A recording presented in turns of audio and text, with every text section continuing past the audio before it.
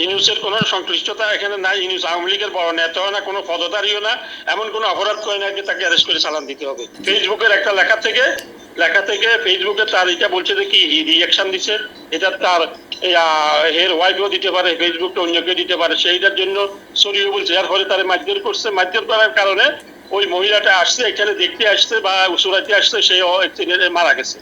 যেভাবে মারা যাক, তাইলে ইউনুস তো এখানে ফ্যাক্টর নেই। ইউনুসকে জন্য আমরা রিলিজ করে দিতে বলছি।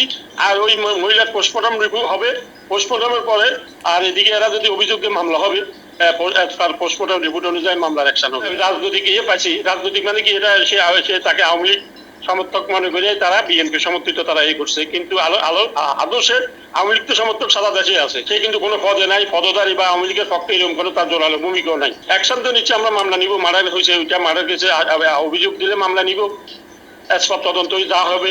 আর ইউনুস নাকি ইউসুফ এরা মারধর করছে এটা বা তার অহেতুক আটকাই রেখে পুলিশ হ্যান্ডওভার করছে, পুলিশ হ্যান্ডওভার না, পুলিশ তাকে নিরাপত্তার জন্য নিয়ে আসছে ওখান থেকে। থাকলে তো সে আরো মারতো, যারা নিয়ে আইয়া তাকে হেফাজতে আনছে, হেফাজত থেকে আমরা আজকে আমাদের ঊর্ধ্বতন কর্তৃপক্ষের নির্দেশে রিলিজ করে দিচ্ছি।